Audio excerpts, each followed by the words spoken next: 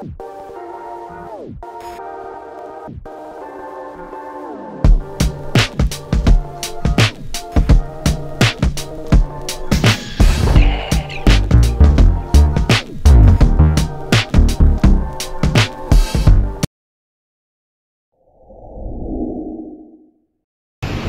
everyone, it's me again, Burntam, HPT TV. It's another day, it's another vlog for you to learn how to operate this fog machine. Ayan, makita mo? Ayan yung fog machine natin mga ka-DIY. Fog machine 1,200 to 1,500 watts. Okay? Pero bago natin tuloy yung video, kung bago ka sa channel ko, please huwag mo munang kalimutan na i-hit yung subscribe button, like, share mo tong video na to para makatulong sa iba. And also don't forget to hit the notification bell para update ka sa mga next videos natin. So ayan, andito na rin yung fogging solution natin. Ayan, mga chemical solution. Maraming salamat muna sa mga patuloy na nagtitiwala at sumusuporta sa channel natin. Ayan, going 2,000 na tayo mga ka-DIY master natin dyan. Shoutout din natin, Analos Vlog. Ayan, videographer natin. Subscribe mo rin. This fog machine is for sanitizing, disinfecting. Ayan, para tanggal yung mga viruses ng sasakyan ninyo. Pwede rin sa bahay, okay? So open natin. Ayan. Yan, ito yung pauna, ito yung remote control niya. Yan, makikita nyo may alphabet siya. From A to Z, parang sa oras siya, minutes. Okay? So, open natin. Napakalaki oh. Tapos, ito yung mga cords. Yan. So, yan mga ka-DIY, ito yung mga chemical solution na gagamitin natin or pagpipilian natin. Diba? May panukat pa tayo oh. From 150 to 10 ml. So, para saan ba itong fog machine na to? This is for sanitizing, disinfecting. Ayan. Para sa loob ng sasakyan, sa loob ng bahay mo, kwarto, church, pwede rin sa mga offices, establishment. Ayan. Para tanggal yung mga viruses. Fungi, germs, bacteria, mga molds, mga mildew, even sa mga kulog, amoy kulog. Diba? Pwede rin to. At saka, hindi po yan nakakalason yung amoy niya. Kasi ano po to, approve po yan ng FDA. Ayan, citronella scents po yan. So 1 liter yan. Hindi naman natin ubusin yan. Ito yung cold water. At syempre yung napili ko na gagamitin ko, unbox natin. Ayan, Polo Sport. Yan yung scents niya. Ito yung gagamitin natin. So, yan. Ang tuturo namin sa inyo kung paano i-operate to. Ayan po yung brand niya mga ka-DIY. Home Vision. So, maraming brand ang mga fog machine. Andyan yung Back to Zero ng MTX. Andyan yung basta madami siyang mga brands. Okay? Napili natin is 1,500 pang ano yan. Pang heavy duty na siya. Kasi yung 1,200 yung mga Back to Zero, mga MTX brand, hanggang dito lang yan. Andyan lang yan. Nasa 900 to 1,000 watts lang yun. Ito 1,500. Pwede sa party, alam niyo yung sa party, mga disco houses, sa mga event, di ba may mga pausok, pwede rin itong gamitin. Same lang naman ito yung procedure. Ayan, so how to operate this fog machine. Of course, ito, yung reservoir niya, yung lalagayan niya, dito nilalagay yung mga chemical solutions. Lalagay mo dito. Ayan, just check it out. Check it out. Ayan. Ito yung gold na yan, yan yung filter niya. Make sure na malinis yan. Tapos syempre yung power cord niya. Ayan. Ready na po siya for 110 to 220 volts. Ayan o, lagay mo lang dito. Tapos yung sa wire niya, lagay lang din natin dito. Pwede mong pagpilian, isa dito. Dito tayo sa pinakauna. Tatluran din. Ayan. So, ayan mga ka-DIY, lalagyan natin ito ng chemical solution. Pipili kayo ng scent. Ito napili ko, Polo Sport. Tapos, aantayin mo siya na iilaw to. When the lights come on, pwede mo na siyang gamitin. It's either you have to wait for 3 to 5 minutes or 5 to 8 minutes. Kung alin po ang mauna, kahit na hindi na siya ng 4 minutes, umilaw na to, pwede mo na siyang pindutin. Okay? Disclaim ko lang po, wag nyo pong pipindutin to hanggat hindi umiilaw to. Okay? Kasi masisira po. May free warm up po kasi yan. Parang juice, parang yung mga sa mga keepers dyan, meron po yung style. So lalagay natin, pero ito, hindi ko na lang muna siya ilalagay dito. Dito ko na lang muna ilalagay para mas makita natin. Pwede naman eh. Binasa ko naman yung instruction manual niya. So yan yung brand na gamit natin, ViroClear. Okay? ViroClear cleans or kills 99.99% of germs, fungi, bacteria, molds, mildew, at yung mga amoy kulog. Yung parang ano, lalo na yung mga sasupan ninyo, yung leader, yung ano gamit nyo, yung fabric, di ba? Yung ano nito, mga scents niya is Follosport, cold water, lavender, peppermint, fresh bamboo, ano pa ba iba? Green tea, yun.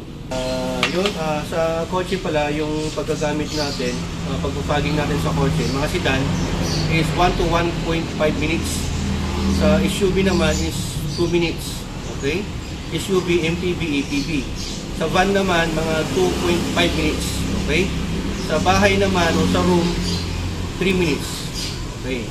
Ngayon, pag after mo na napag yung ano mo, kotse mo, sa bahay mo, sa kotse, you have to wait 10 to 30 minutes sa kotse bago mabuksan yung doors mo. Kasi para talagang dumikit yung ano niya, amoy, para talagang mamatay yung bacteria. Pag hindi ka nagmamadali, pwedeng kahit na 1 hour sa kotse. Pag nagmamadali ka, 10 to 15 minutes, okay na yun. Pag sa bahay naman, 30 to 1 hour. Pero pag hindi ka nagmamadali, kung wala naman tao, kahit half day, nandun yung ano, usok. Papasok yun sa CR, sa kwarto mo, lahat papasukan niya para mamatay. Ang ginagamit sa bahay ito, citronella. Kasi mayroon siyang ano, yung sa dahon ng citronella mismo. Ano yan eh, para sa ano ba yun? Malamok. Okay. Diba? So kung gagamitin natin, pwede natin ilagay dito para mas makita nyo. Okay, lagay natin dito. Ayan, ViroClear. Sasabihin ko pala sa inyo mga kadewa, huwag na huwag yung ano to mababasa. Hindi pwedeng mabasa to kasi may mga electrical parts po yan. Pag hindi po siya pwedeng ma-splash or maano ng tubig kasi masisira po yan. Nag-iinit po kasi yan. Okay? Yan mga kadewa, disclaim ko lang din po, make sure na pag gumagamit kayo ng pag-machine, huwag na huwag nyong hayaan na wala na siyang chemical solution kasi masisira po. Okay? So yung ganito po kadami, ito kasi 1 liter po eh. Ito po kasi ang capacity niya is 2.3 liters. Hindi na po yan mauubos for car. 1.5 minutes, hindi na po maubos yan.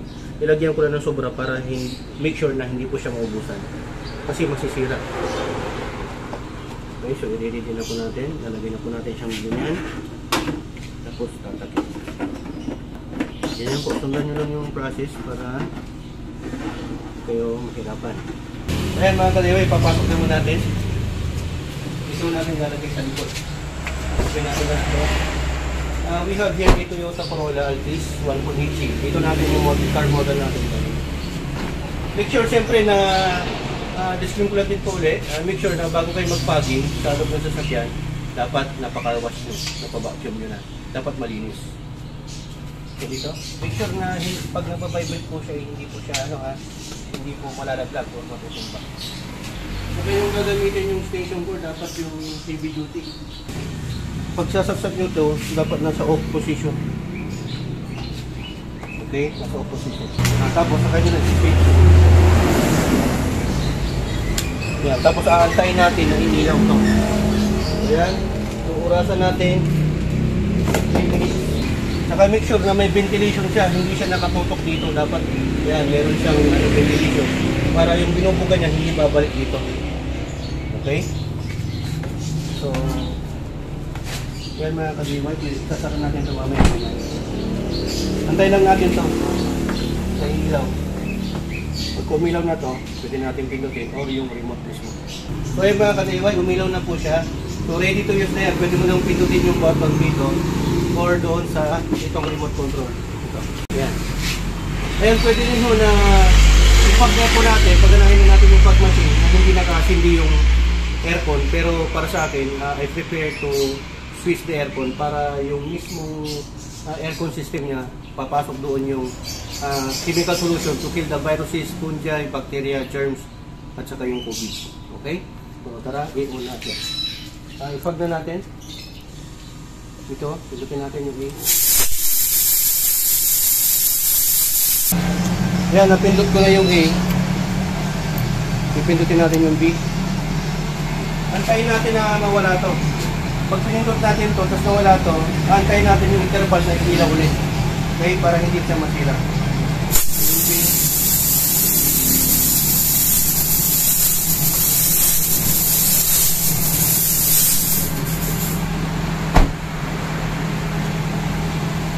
Sarado na natin. Yun. Ang sinasabi ko mga ka-DIY, umatay siya, so antayin natin ulit na ilaw to.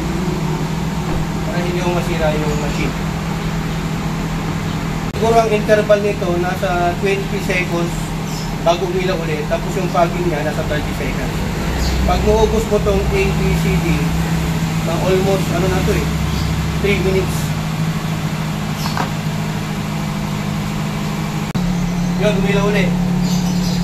Ganyan pa muna natin. Pakita natin sa inyo.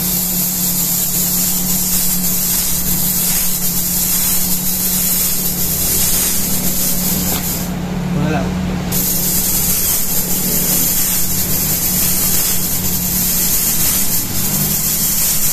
Wala ulit. Kaya muna natin ulit.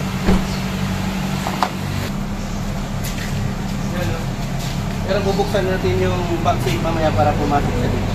Yan, umilaw na naman. Sige natin ulit. Ganyan po kalakas yung pagmachine na yan.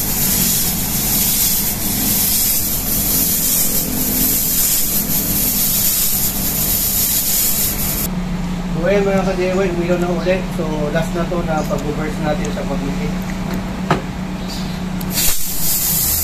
Last na to, tapos tatanggalin natin yung pag-machine para hindi po siya magkaroon ng moisture. Ubusin ko na lang muna itong ilaw.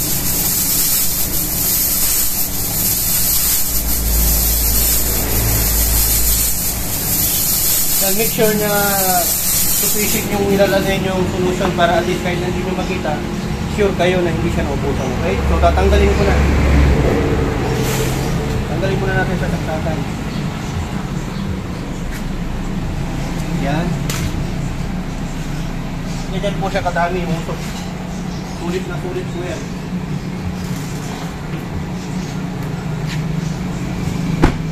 Ganyan sa dito. Yan. Nakaswitch pa yung aircon dyan. So we have to wait 10 to 30 minutes. Hindi naman tayo nagmamadali para matanggal talaga yung mga viruses, bacteria, germs, molds, mildew, saka yung amoy kulog. Tapos yung para sa COVID, tatanggalin niya yan. It kills 99.99%. Yan yung brand na ginamit natin. So yan, ito po yung natira doon sa ginamit natin kanina. Baka wala pang 10 ml, di ba? 20 ml. Okay? Ganun lang po mga ka-DIY. Yan. Mainit na yan. Kaya hindi pwedeng mabasa yan. After 30 minutes. Kahit na ilang oras, basta hindi ka nagmamadali.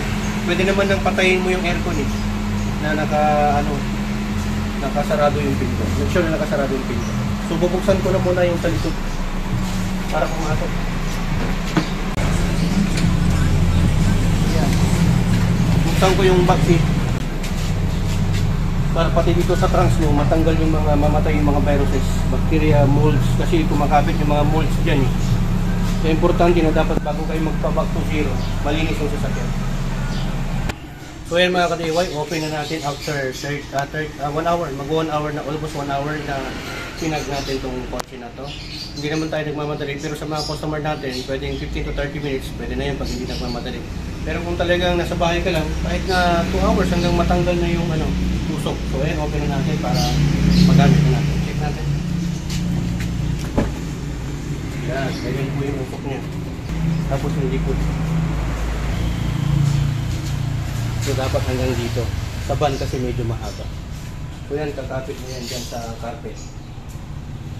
Fogging solution or fogging mist is to eliminate germs, bacteria, fungi, molds, mildew, saka amoy kulog. Pati yung viruses na dala ng mga tao. Patay yan. So yan mga ka-DIY, yung scent na ginamit natin is Polo Sport. Yan. So pwede mo magpili kung anong gusto mo. Okay, sa mga customer natin sa SPT Car Wash and Motor Parts, pwede nyo dalhin yung mga sasakyan nyo dito. Sa sedan, 1-2.5 minutes. Sa SUV, MPV, APV, 2 minutes. Sa van, 2.5. Sa bahay, 3 minutes. Ayan. So sinabi ko na sa inyo yung mga specification. Tapos ito, pwede nyo linisan after. Okay? So Saka make sure na lagi nyo, after nagamit yung mga 3 to 5 times, linisan nyo to, lagyan nyo siya ng distilled water or vinegar. Ilabas nyo, i-flush nyo para matanggal yung mga barado.